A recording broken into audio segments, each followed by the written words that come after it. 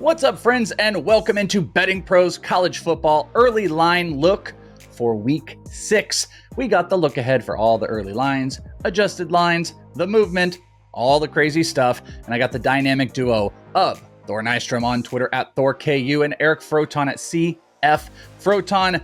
Boys, we are here to get through all the games, try to get ahead once again. I think in some instances it didn't quite matter where we got too far ahead, but the advantage of getting into some picks made me some money this week. So may I say I love you both. I love you guys for making me money.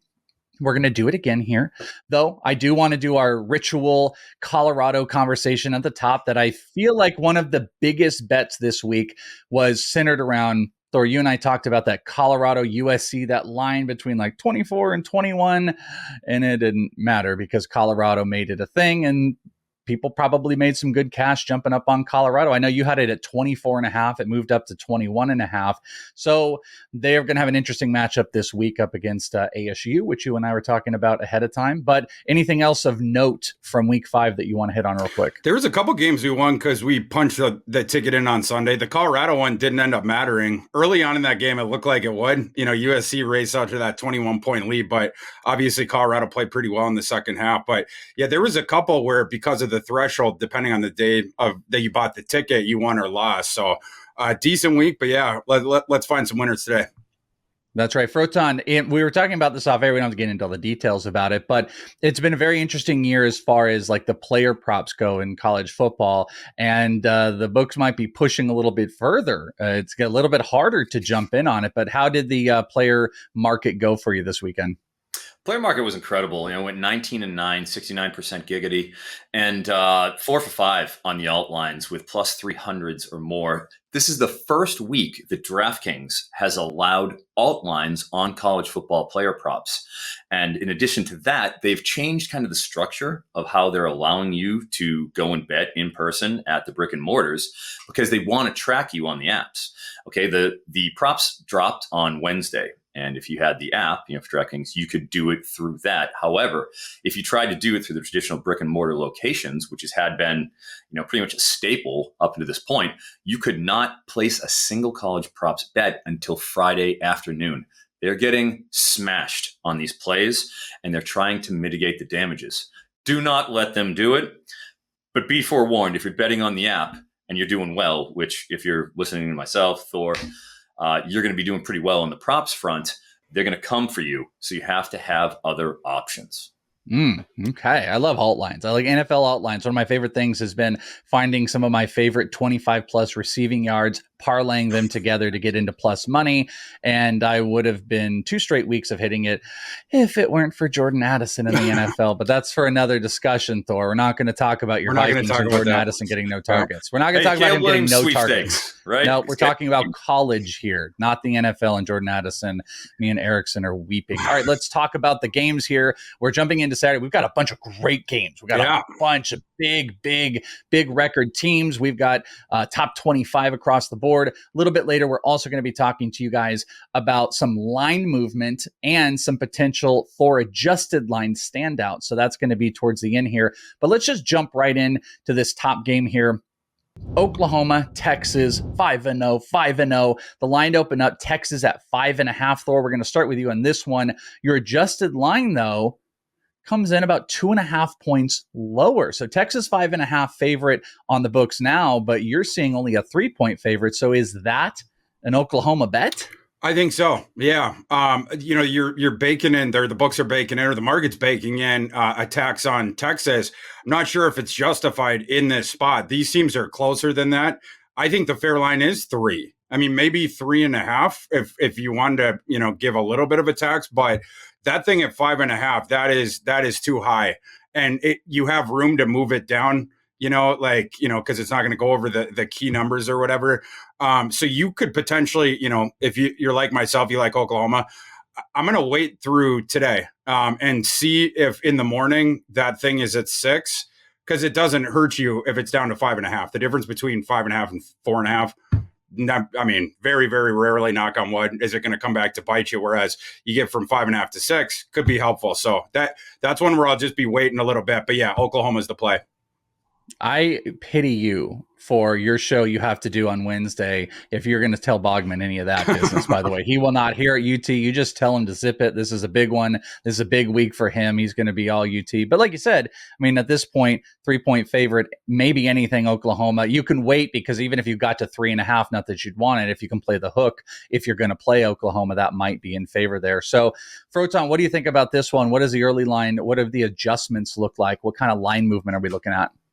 Yeah, it's Caesars had this up there at -7, and we've got a pretty good arbitrage opportunity a little bit because, like I was saying, there's not really a consensus that's been built yet because you have +4.5 at Showtime on FanDuel, -7 at Caesars, and that 5 to 5.5 everywhere else. So we'll see things kind of tighten up. But like I agree with Thor. I think you see this kind of moving towards that 3 mark. And I don't see any reason why that wouldn't be the case. I mean, obviously, Texas is Texas. Everybody wants to do well. But this Oklahoma team has been a wagon as well.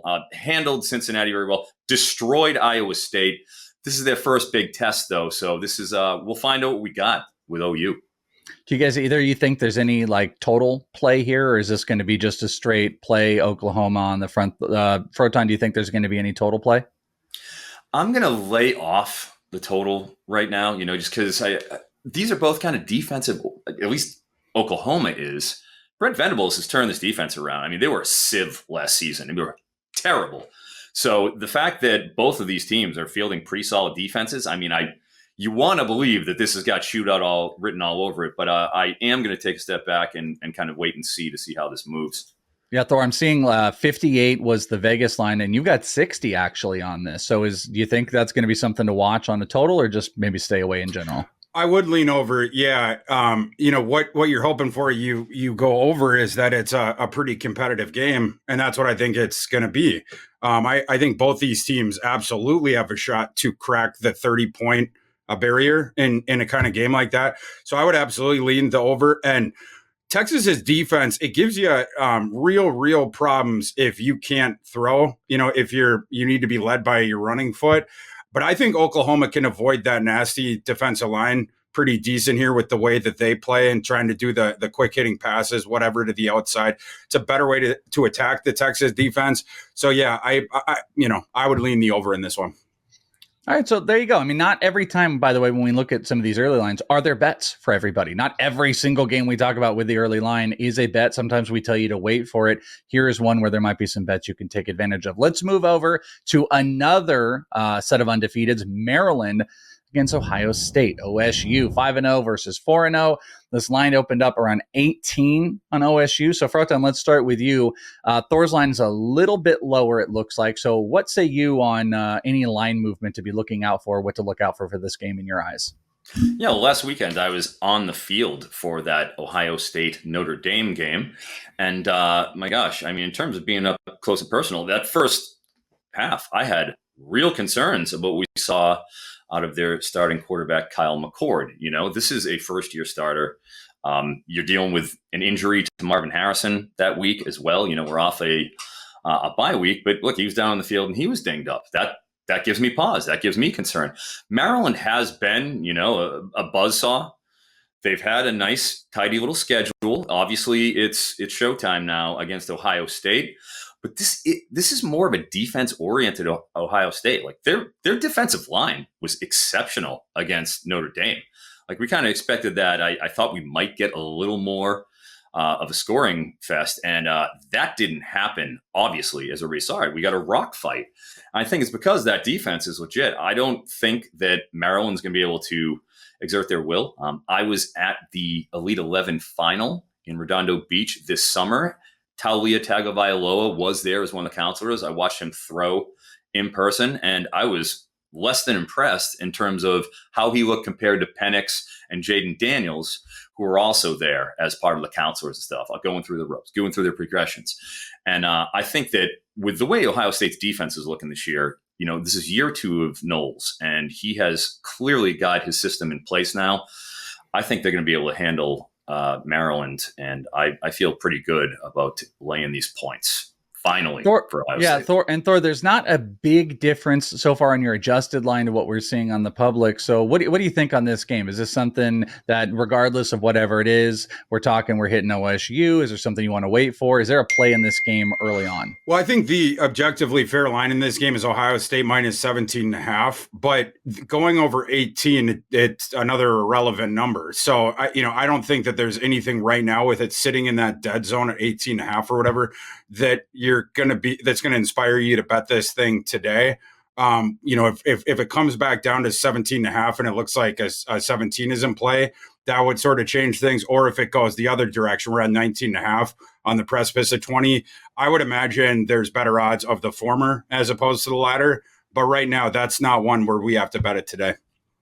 So, but what side are you going to look? I know you just kind of laid out, like if it gets to 19, it sounds like you might hit Maryland. If it gets to 17, you're interested in OSU. But like, is there one you want to hit? Is there one that you want to see in this game? I would prefer the cash to flow in on Ohio State and get a shot at potentially 20.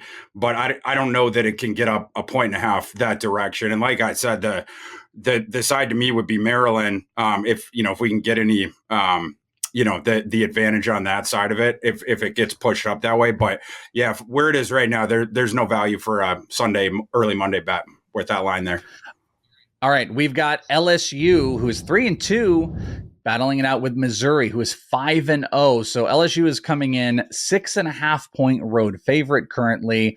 But Thor, we'll kick it off with you here. Your adjusted line is showing us, if the line is at 6.5, there's tons of movement by the time you guys listen to this. But like, we're seeing over or at least 2 points of value on your system in favor of Missouri. So is Missouri going to be a bet here for you? What do you think on LSU, Missouri? Yeah, as a Kansas alum, it's hard for me to advocate you putting your money on Missouri, but this is an objectively inflated line. LSU, they keep getting more credit than they deserve because of their name, the name brand, and our expectations heading into the season. And while the offense on LSU has absolutely met those expectations, LSU's defense is a travesty. And the lines are not yet reflecting that. This would be an example of that. Missouri can do some stuff on offense. It's not the most high-powered, superpowered kind of offense, but they do have a high-octane NFL talent in Luther Burden. LSU can't cover mediocre receivers. Luther Burden is going to go off in this game. It's going to be like a 10 catch for more than 150 yards and multiple touchdowns kind of game. And with laying the 6.5, it's too many points. But that the public is going to be on LSU just because of the name brands.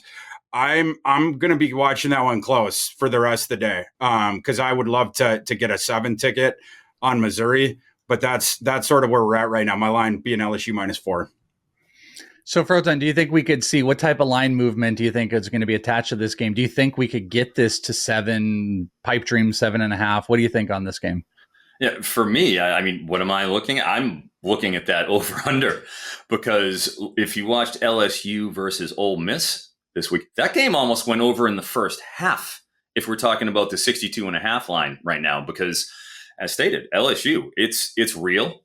They're in trouble here. And with Missouri, we've already seen them take out Kansas State, who is a damn quality team, that I certainly have some respect for, and especially on the coaching side of things. With the way that LSU looked with their they didn't get they weren't even anywhere near Jackson Dart last weekend. They didn't get a sack. They weren't even harassing him. He had all the time in the world, do whatever he wanted. And if you're going to allow that to happen, I know this is Brady Cook, but like Thor said, Cody Schrader is doing just fine in terms of on the ground. Like they're able to at least have a pretty decent push. They're going to be able to do what they want. LSU, they're not going to be stopped by Missouri either. While the defense is decent, I don't think they're going to be able to stop. Jaden Daniels is legit. You got Malik Neighbors. Brian Thomas has really emerged this season too as a very strong number 2. He's put himself in NFL draft, sort of circles now with everybody looking. So Logan Diggs as well had a really nice game. He's been looking good on the ground. Like this offense, I don't have a problem with. for LSU. It's, as we say, it's the D. I can't see this game not being a boat race. Like I'm looking over. I think it ends up ticking up from 62.5. So Thor, what do you think though? Because your system, 8 points, 8-point differential from what that line opened up. That was so interesting hearing Forton talk about that. But we got a 62 open. It looks like the over and you have got 54 on that. So is that something you can touch? Because there's a bunch of value on the under. I would say where you're going with this, but is that something you want to touch? Do not bet any LSU unders this year. I forbid it. I'm going to be going into my system, pulling the wires back, getting deep in there, and trying to see why I was advocating for an under on LSU. LSU is a weird team, like with the handicap thing, because every game they play in, it's going to facilitate a shootout. It is LSU's only path to win. And talent-wise, they do have more talent than most of the opponents that they play. So it is going to force shootouts. They can't win a low-scoring game. And they're often too good for it to be a low-scoring game. So, that's what you're going to see. That my system has made a terrible mistake. When I get off, I'm going to have a talking to with it. But don't bet an under on an LSU game all year. You know what could be fun though? Just throw out is what if your system is going to have it? You might have some other systems out there. Could we have a chance of that line getting pulled down at all, or do you think everyone's going to be like LOL and just smash overs? Because I'm just wondering if systems at all are going to play to unders. What if that line comes down a little bit more? Then are we talking about, hey, this is a fun over to this is a smash over? I don't know what you think about that, Forton. I think, certainly we approach smash over potential. But in addition to that, if we're talking overs, I can't wait to see what the alt lines are listed on for LSU and for, Luther Burden from Missouri. Like, where are those guys going to be lined? Because you can can't see set some that prop line high enough for Burden this week. This is why we have alt lines. Yeah. This is why we salivate at the potential of that. And the good thing about alt lines too is, the books, they're not going to mess with you, especially on the apps, if you're going with alt lines, because they perceive that to be more risk. And all they want to do is isolate you to a clean one-on-one bet where they're getting you at minus 135. Not when they're getting you at plus 300, because they think you're taking on the risk. In this game, they're taking on the risk. I would like to start a new segment here of you guess the closing line on Luther Burden, or you guess, Forton guesses the closing line. So just for context for the audience, I'm going to give you Luther Burden's 5 receiving lines so far, and then Forton's going to guess what his receiving total closes out against LSU. 5 games so far for Luther Burden: 796-1, 8-1-17-0, 7-1-14-2, 10-177-0, and then this past week against Vanderbilt, 11-140 and 2. Where does that receiving total against LSU end? I haven't seen a receiving total above. I want to say a Dunze is the highest I've seen. He was about 109.5. So like he would have to. That's been the ceiling in terms of wide receivers. So I'm gonna put him at 104.5 because it's LSU, and that's what the books see is, like you said, they see the initialism, just LSU, and they're gonna probably put him there. He might even be under 100. You might even get him at. If you get him under 100, it's smash. Imagine, let's go. And let's get the alt line too, because then you get a 125 plus alt line that's going to be at like 175 plus, maybe plus 200. And that's a dream. That's 125 if you can get plus money on it, plus 150, plus 175. How can we not, Thor? How can we not? He's gone. Let's get that Thor graphic. 114. Thor's hammer graphic. Yeah, 4 straight. Yeah. He's gone over 114 or above, whatever. And he's not gone under 7 catches in a game too. So the receptions are something to look at too. And LSU doesn't. They don't dare put out receptions. Yeah, they can't get heat on the quarterback. And then they also have this bizarre strategy with their coverage where they give you all the cushion. You always have separation. Like the guys will just do the shallow cross, and on the other side of the field's just wide open. You have a halo around you. You just catch it for a free, 5 yards there, and then you turn up field. There's nobody there invariably. I don't know what's going on with that team, but yeah, smash the Burden overs this week. All right, you guys got your bets. You got what to look for. One more game in the early, this is like a noon game, I think, but right in the early-ish slate. We've got Washington State, who's 4-0, going against UCLA. UCLA is a 3-point favorite-ish in the market here. Forton, let's start with you. What type of line movement are we looking at? Have we seen already? Because it looks like you've got something big for us on this one. Guys, this is the line drop of the week so far when it comes to the game total. Started out at 67.5. We are now sitting at 58.5, plus or minus when we're looking around here, depending on where you're looking at for right now. Oh my gosh. I mean, that's as big as it gets. And we're talking about Washington State, man. What more can you say about those Wazoo team? Hey, Luke Fickell, welcome to the Power Five. Bang, takes out Wisconsin. Oh, well, here we go. Last week, or their last game they played, Oregon State, who just handled Utah, gave up 7 points. No problem with Utah, Oregon State, and Wazoo handled them pretty easily. They're throwing heat. All right, they're 9.6 yards per pass. They're almost averaging a first down every single pass attempt. 15th in success rate, 20th in EPA per play. This is a Wazoo team that is fully formed, and Jake Superior Dickert deserves all the praise that he's getting. On the other side, UCLA, 12th in pace. They still want to rock and roll here. DTR, gone. Charbonnet, gone. Bobo, gone. And you can see that Dante Moore, superstar, 5-star prospect who I had the pleasure of watching at the Elite 11 last year. The kid's great. I think he's going to be a star, but he has to come up to speed a little bit here. He's a true freshman, and he's working with a whole new set of skill position players that are relatively unproven. When it comes to them, this isn't the UCLA team of 2022. 44th EPA per play, 67th success rate, 68th in points per drive. They're only putting up 23 points a game. They're leaning on their D. When was the last time a Chip Kelly team leaned on their defense? 5th in EPA per play. 3.9 yards per play. That's pretty damn good.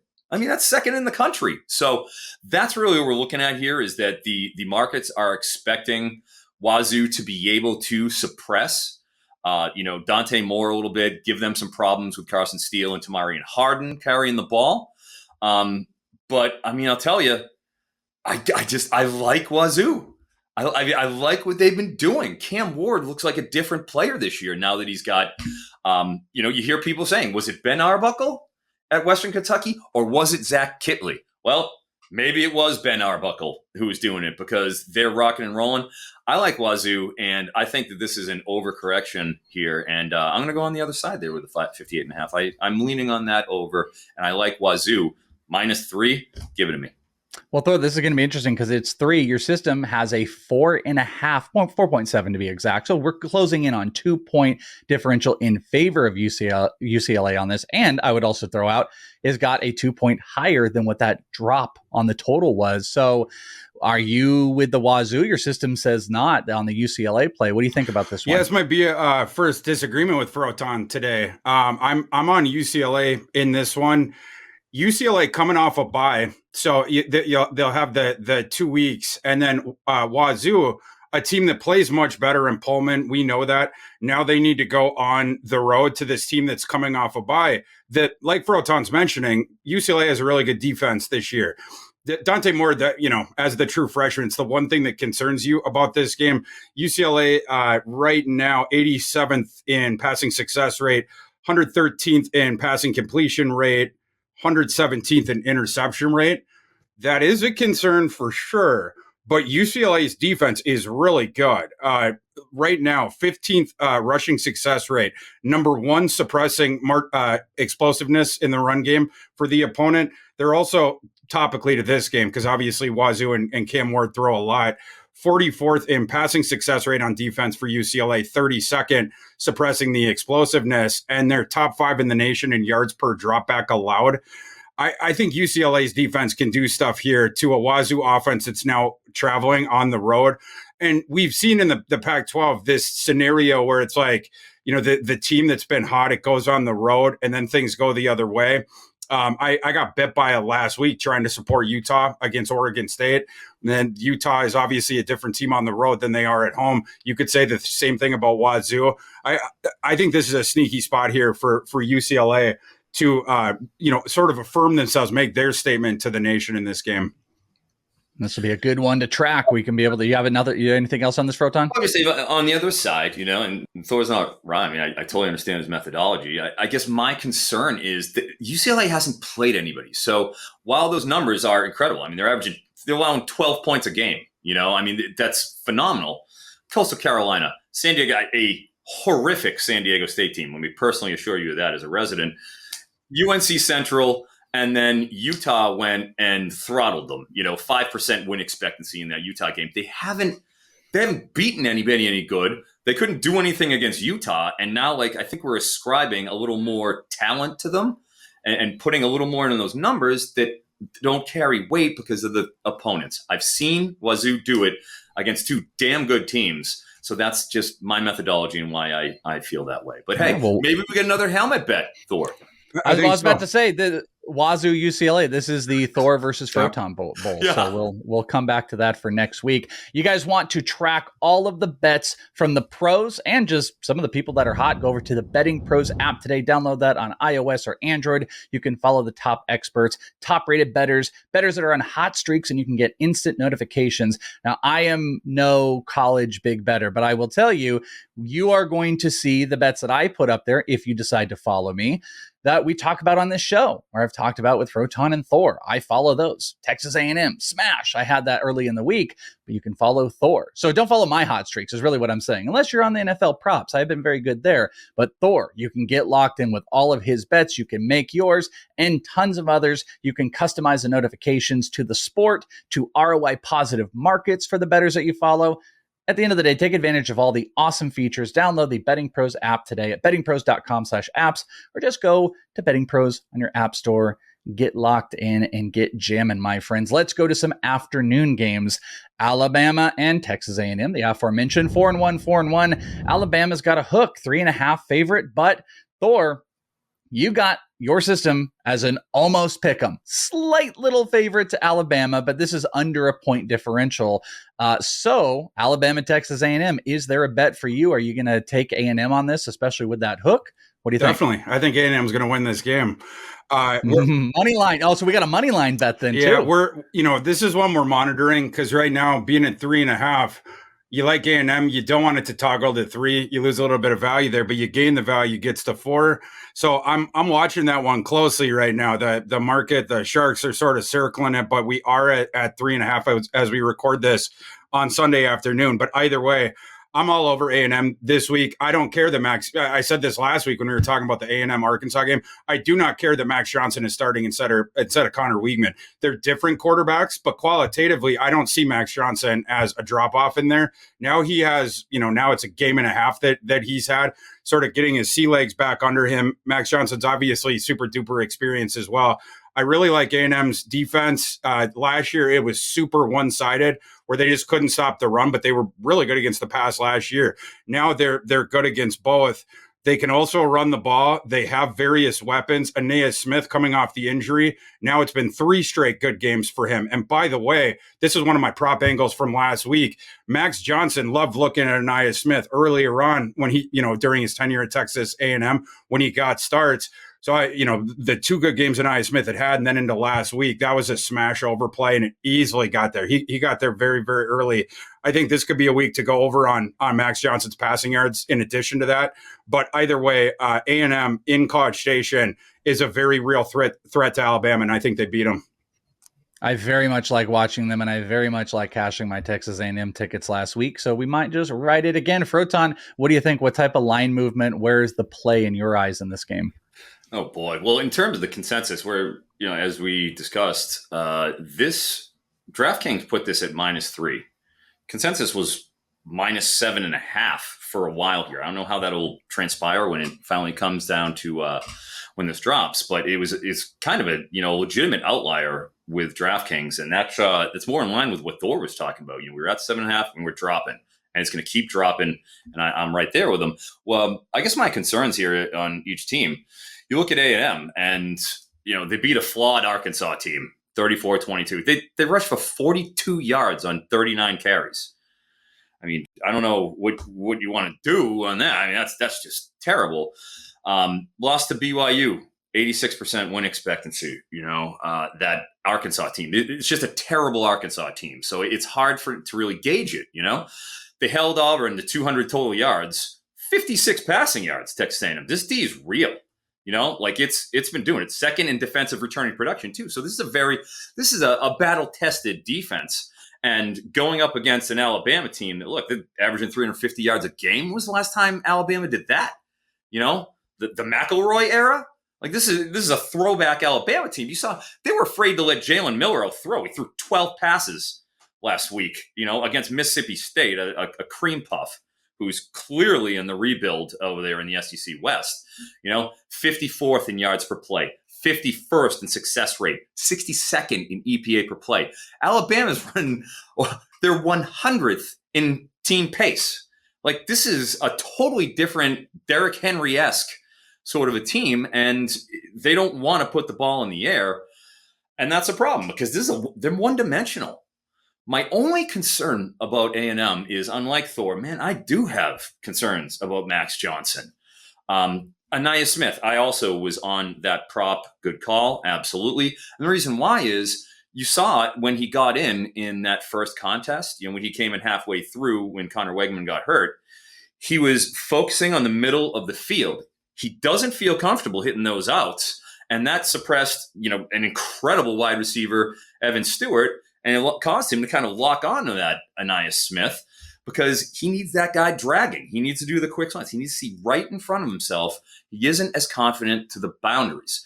And when you're playing against an Alabama defense, which both of these teams, the strengths of these defenses, I mean, these two rock solid Ds and these a couple of flawed offenses, So I feel pretty good about the under here because I think we're going to get a rock fight. That's kind of what Alabama's been breeding a little bit. Look what they did against Ole Miss. Ole Miss has got a legit offense. They scored on the first drive. Jackson Dart went and strolled into the end zone, and they got a field goal the rest of the game and looked horrible. I think they're going to be able to shut it down. I think we got a rock fight on our hands. All right, so we got a Thor, Texas A&M, and a Forton under, if you guys are looking at that. Let's go over to Syracuse and North Carolina. 4-1 Syracuse, 4-0 North Carolina. The line has a 9.5 favorite on North Carolina. Thor, we're going to get to you in a second because your system has got something very interesting. But Forton, why don't you talk to us about, this isn't one of your Forton locked-in games that we have on some of these, but is there any movement, anything that you want to drop into this one, anything we should be looking out for? Yeah, well, I mean, when it comes to North Carolina, took out South Carolina, did a pretty good job with that. Had a little stumble against Appalachian State, but man, they had no issues with Minnesota and Pitt. I mean, Drake May looks like he's back, and this is a talented team. You got to remember with North Carolina, they take a lot of heat, for their defense, which, of course, last year they certainly deserved it, but they're 15th in terms of 247 sports overall talent ratings. Extremely talented team, and they're playing with we were worried about what's going to look like with Longo going out. They're playing at a quick pace, 73 plays per game. That's 22nd in the country. Their pass D, which was horrific last season, 34th in overall team performance, allowing 6.6 yards per pass. That's 38th in the country. 27th in EPA per play overall defensively. So I don't have any real reservations about this offense, given that Drake May, has proven his mettle.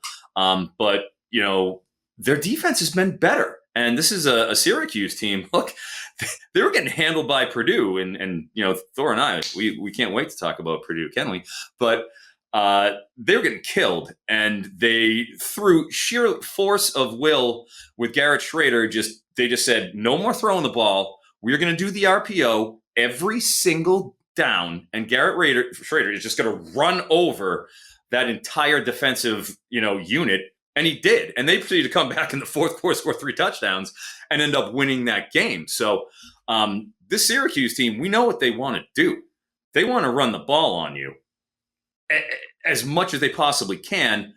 That's the weakness of North Carolina, 79th. I do think this is probably going to be a closer game than is expected, but I don't have a real big play on this. I'm more interested in hearing what Thor thinks.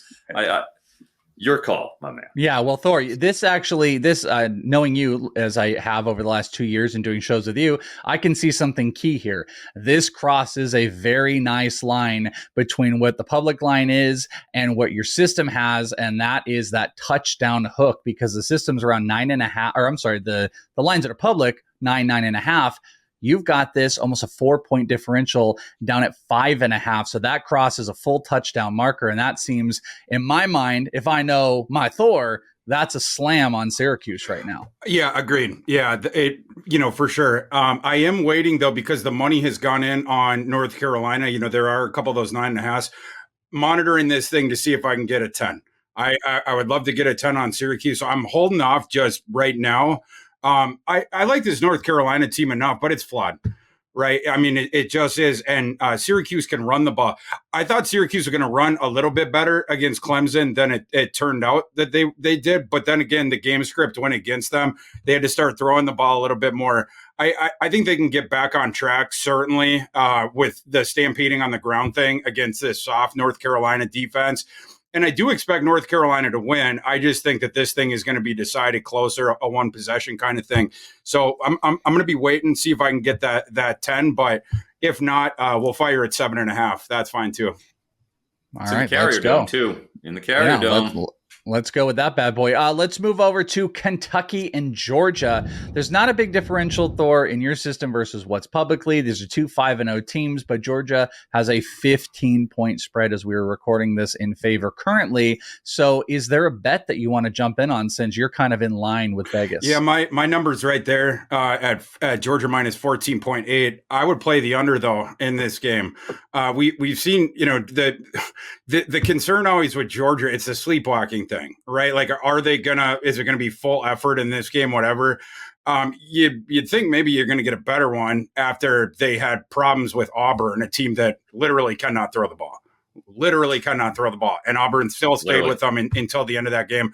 Touchdown result, whatever.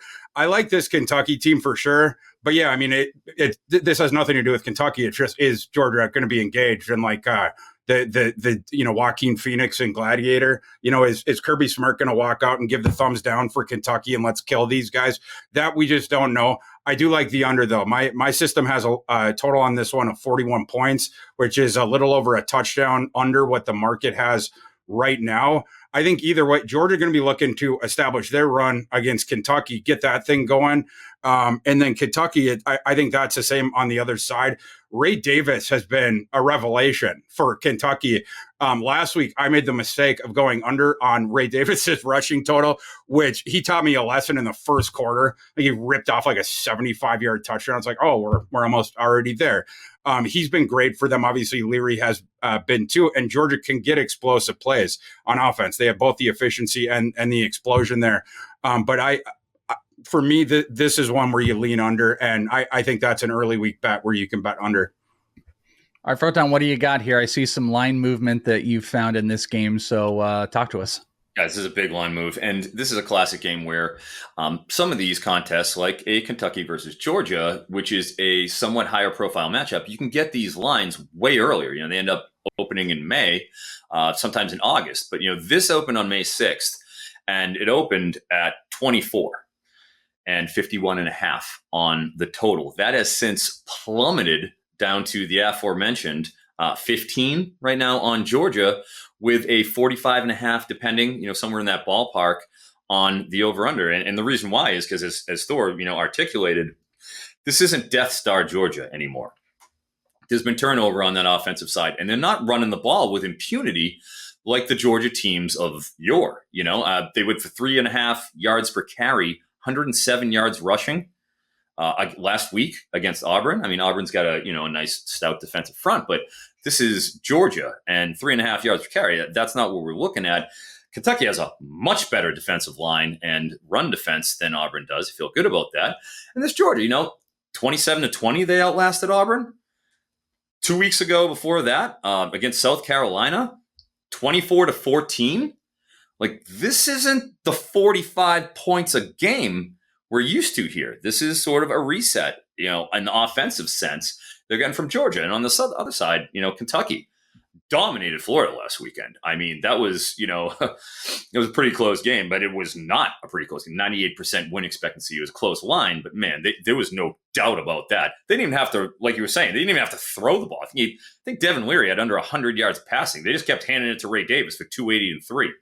It was wild. But the other 4 games, low-level competition, and they played down the level of Ball State. They beat them at 47% win expectancy in week 1. Their D, third in pass defense overall, 13th rush with 9th in EPA per play. I completely agree with Thor. I don't see this. I see this being a slow, grinded out, classic defensive battle that we were accustomed to in the old SEC before the offensive explosion. And I like the under, and I like, frankly, Kentucky to cover. I mean, if I feel like Kentucky's a better team than Auburn, I feel like they're a better team than South Carolina. I think they can keep it around because they can run. All right, final game on our main slate, and then we got just a couple extras for you guys.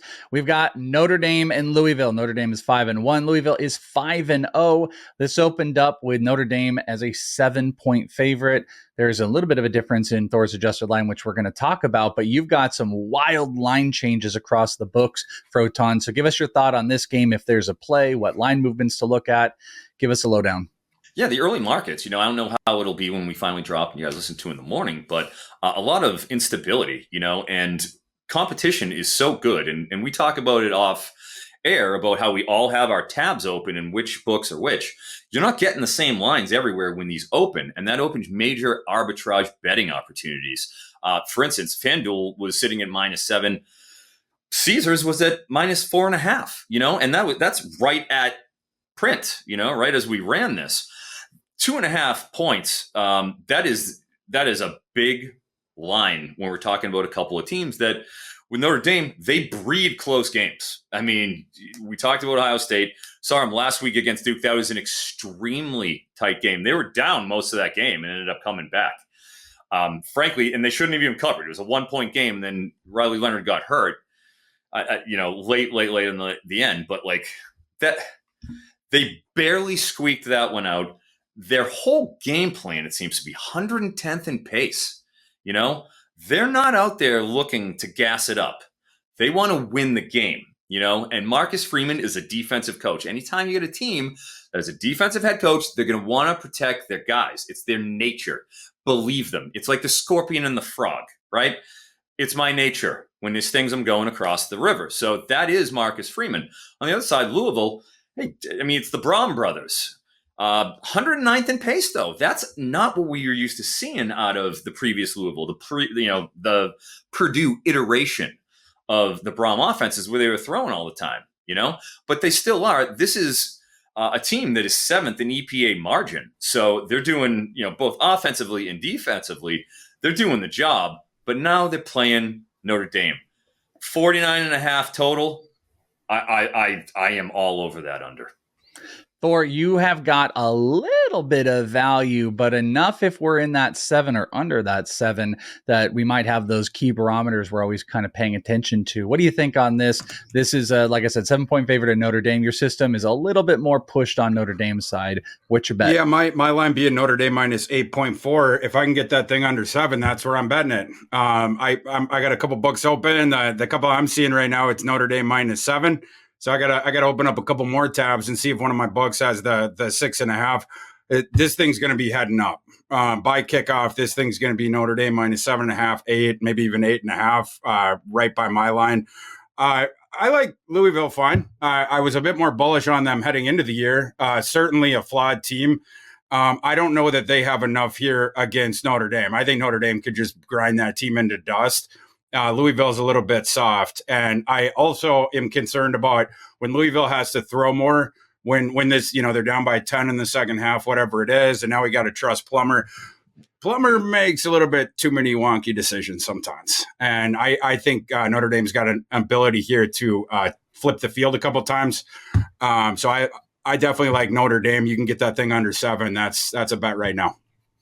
All right, we're going into overtime because these are our extras. This is extra time for you. Other line movement and or adjusted line standouts. So, Forton, we'll start with you because you've got one big one that jumped out to you as far as an other line movement, but I think this also was something that, Thor, you wanted to hit. Iowa, Purdue. So let's start with you, Forton. What do you think about this? What made this as a standout out of the big slate?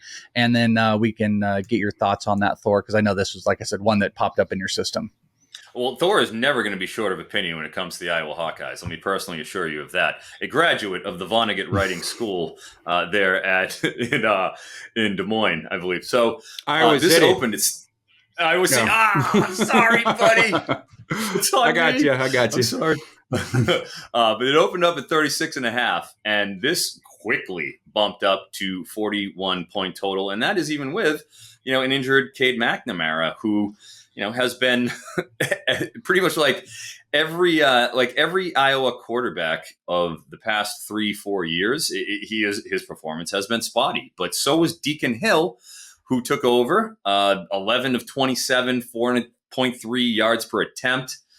And this is for an Iowa team that ran for 61 yards on 27 carries against Michigan State. In fact, they were a rare double running back listed on the prop scene. You had both Kamari Molten Lava at 43.5 and LaShawn Williams. Welcome back, LaShawn Williams.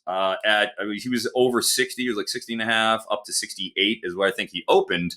That was the rare double under running backs. I mean, they were very, very kind to us at the books, listing both of them. I took both of them under. I cashed both of them. I will do that again and in perpetuity because I just don't have any faith in this Iowa running back duo here.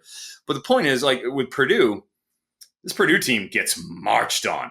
I watched it in person against Wisconsin last weekend because I did the doubleheader Friday, Saturday. So I was there in West Lafayette, and somehow Purdue managed to turn Tanner Mordecai into an option quarterback. He was a running quarterback against them because all they did was they looked at the Syracuse blueprint that Garrett Schrader, as we talked about, laid out, where there's like, okay, we don't seem to be throwing the ball very well. Let's just go abandon the pass and bludgeon them.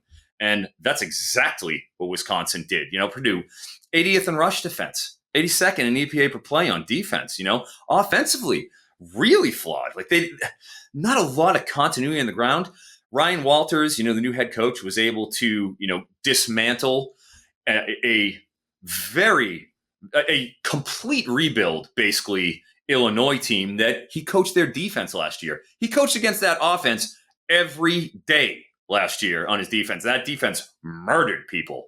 So they were able to handle Illinois. But like we said, Syracuse, Wisconsin, the blueprint is out. Iowa wants to do that. The point is, can they? I think that means you're going to go and bump me at 41 points. Iowa, Purdue, I'm going under, and I'm not apologizing for it. I have a hard time seeing how Purdue also is going to move the ball against an Iowa team where Cooper DeJean won the game for them last week. I mean, yesterday. Stud. What a superstar that guy is. What a superstar. Takes a punt, gets an he's going to be, second rounder, I would say, is pretty much his floor. He could be a first rounder, and I just don't see them being able to penetrate that Iowa defense with such a limited offensive attack. I love the under here. Thor, your system, we've almost got 5 points or maybe right near there, 5 points of value. This was one we were talking about before. Let's do just a quick hitter on this game and where the bet is, because the bet's Iowa. Yeah, this is a bad number. This one should be closer to the touchdown. You're alluding to my line. I have Iowa -8. The market is sick of watching Iowa's offense, apparently. And, it appears that they're also baking in a penalty for Iowa. Going forward, you're going to be starting Deacon Hill as opposed to Cade McNamara. I was talking about this before the show. There's not much discrepancy, in my opinion, between Deacon Hill and 60% Cade McNamara. That's probably being generous. Cade McNamara shouldn't have been playing this year. He was injured coming out of camp. He was open about that with reporters. And then when they tried to push him a little bit more about what percentage are you, or whatever, he wouldn't go there.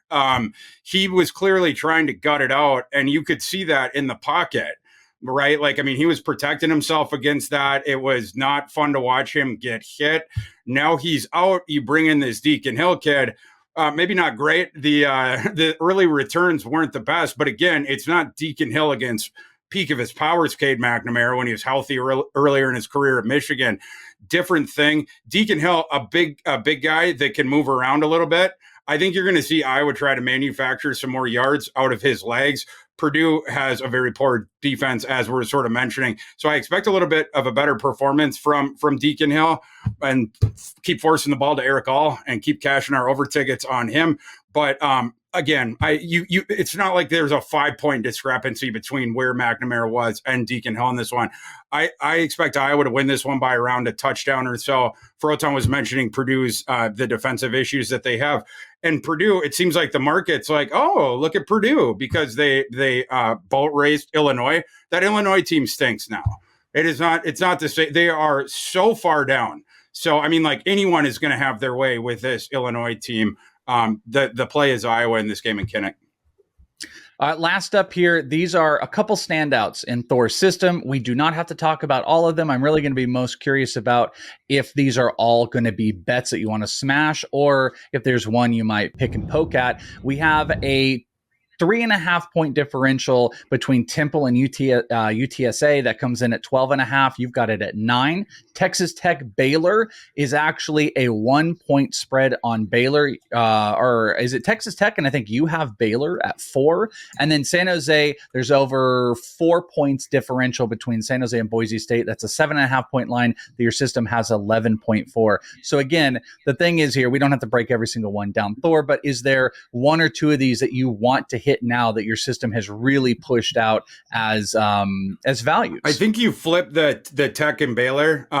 I must have flipped that. Baylor's favored by 1, but I like Tech in that one. My line on that game is Tech minus 4.3. Market giving Baylor a lot of credit for finally playing a competent game. I mean, we'll see how that works out for them. Certainly Tech has been their own sort of level of disappointing this year, but they did well in the first game without Shuck. If I was Texas Tech, I wouldn't have run it back with Mr. Shuck. And now Mr. Shuck wants to run it back when he comes back from his season-ending injury by extending his career into a 7th year. If I'm Tech, I just roll it forward with Morton. You saw them run the ball a bit more last week, but that was just because Houston stinks and that they were pulling away from them. It seems like the market has given Baylor this credit for the one game that they had, and they did not in kind do the same for Texas Tech. I like Texas Tech more. I expect Texas Tech to go in there and get a W. Where this line is right now, this is a bet right now. All right, so there's some extra value play in there. Forton, did you have something to add to any of those games? Yeah, I'm surprised that Thor didn't mention that we actually tried to contract Tyler Shuck to pull our draft order for the Big 12 and the 50-teamer 2 years ago. And we contacted him on Cameo. He was on Cameo, and we said, hey, we'll give you a little extra. I was going to double his fee. And he said, I'll tell you what, I'll do it for $1,500. He was going to pull our draft order for $1,500. Yeah. He thought we were going to pay him that. And he wanted us to Tyler Shuck. He wanted us to what? He was offering like, I'll come and do it in person. Pay my travel fees, pay this fee, pay that fee, and then here's the flat rate. And it's like, bro, you were listed for $15. We don't need you here. We just want you to turn your phone on and like, I want 30 seconds on your phone. Yeah, it's like, we're only asking you to pull 10 names out of a hat. Like, it was really awkward. That was probably the moment when I knew for sure it wasn't happening for Tyler Shuck. Yeah, he cannot be relied upon. Unfortunately, he has the health issues that every year he suffers a season-ending injury, whatever. But yeah, I didn't get the best taste in my mouth from Tyler Shuck after our Cameo experience with him. If you can't read the room, how are you going to read a D? That's right. Yeah, I suppose so. All right. Well, that is going to be everything for your early line looks for week 6. Make sure to follow these gentlemen on Twitter, ThorKU, CF Forton for Forton, and lots of player props that are coming out there. You can obviously go and download the Betting Pros app, which I highly suggest you follow everybody. Forton, I don't know if you're on there. Are you on there? I should be promoting you. I don't know. I think you're on there. If you're not, we're going to get you on there. But make sure you're following everybody. Get your notifications because you can get all the bets. Like I said, I have Thor's attention during this show. I can't be bugging Thor all week. So how else do I do it? Outside of maybe shooting a little text here or there, I'm going to check him out on the Betting Pros app. You can see all the bets that he's doing. You can tail them yourself. So go and download it today. Betting Pros, iOS or Android. Get that today. That is going to do it. Outside of you guys making sure that you guys are locked into the YouTube channel, youtube.com/bettingpros, because we have got shows coming up Wednesday. It's Bogman, Farrell, it's Thor. You guys are going to be breaking down the slate midweek. And on Saturday mornings at 10 a.m. Eastern, it's Farrell and Thor with the Thor's hammers and the Farrell fades. Make sure you're locked in right before the games. That's your best last minute look and lock in for all of your bets. So you know what to do. You've got everything planned ahead. Follow us and like. Friends, we will talk to you next time. You can find me on Twitter at @IsItTheWelsh. Thank you so much for hanging out with us on the CFF Early Line Look. We'll talk to you next time. Bye-bye.